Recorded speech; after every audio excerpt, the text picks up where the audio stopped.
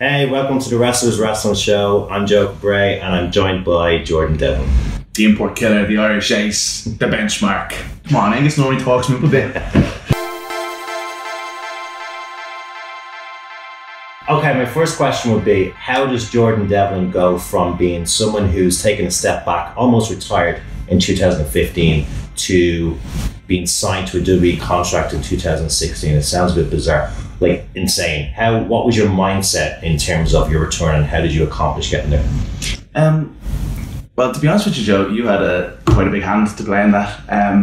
I took a step away from wrestling in 2015 because it was not really, I didn't think it was for me anymore, the style of Irish wrestling. You know, like going around every small town in Ireland doing these family shows, you know, and like fates and stuff like that. I got a little bit worn out by it. It was my 13th year at the time doing it. And you're what age? I'm 29 now. I was 25 at the time. So I started when I was 12. Okay. So I took a step away, and then LTT started up, and I went along as a fan and sat in the crowd and watched, and I saw like Pete Dunne and Ryan Smile come in and wrestle this independent style of wrestling. I was like, oh, this is what I've been waiting for in Ireland, that this is my sort of thing.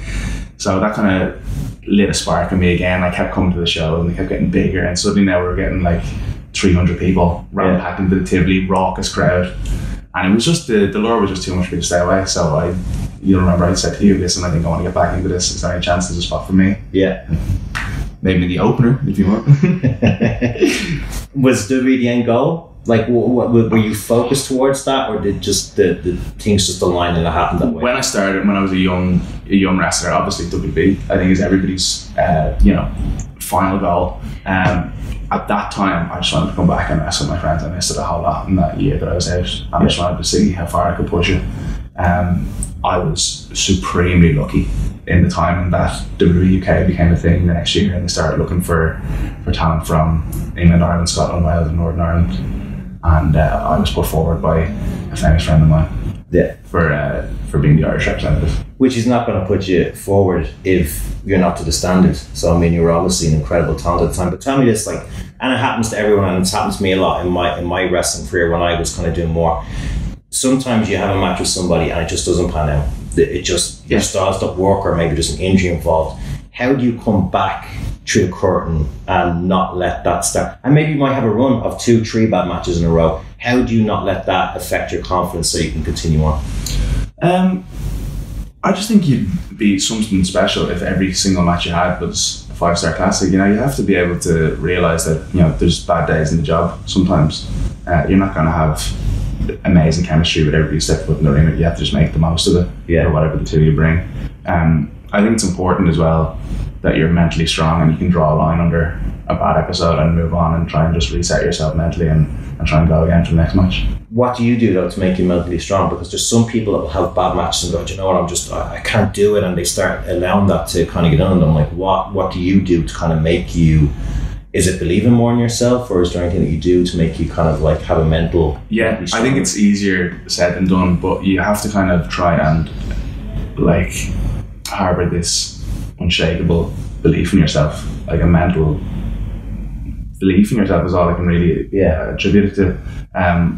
I think if you go training often, go to the gym often, if you put the reps in, you put the work in, it'll manifest itself into results. Yeah. So if you work hard and your body is responding, you have to work hard on your brain and hope that your mind responds as well. You know, you have to think positive, live positive, and hopefully you'll get positive results. Absolutely.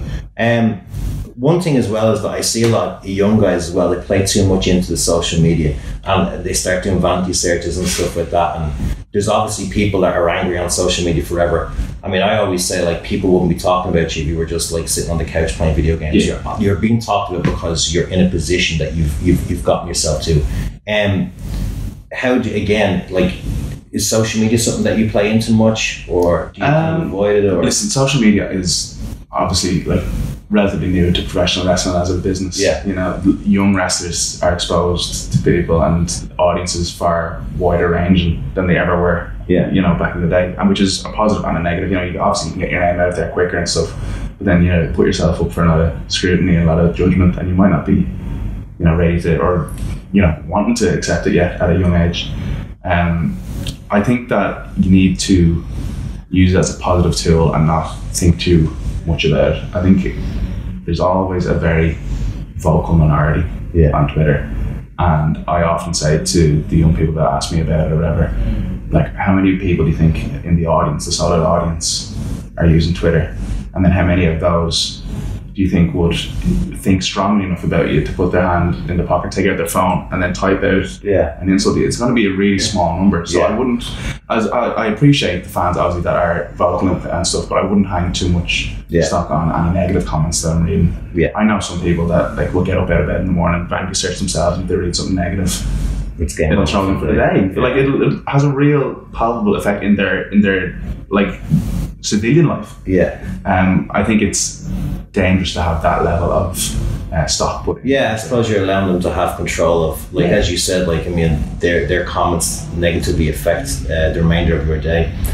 But my final question would be, for someone who has done the training and they're starting to have matches and trying to get their name out there, what advice would you give for them?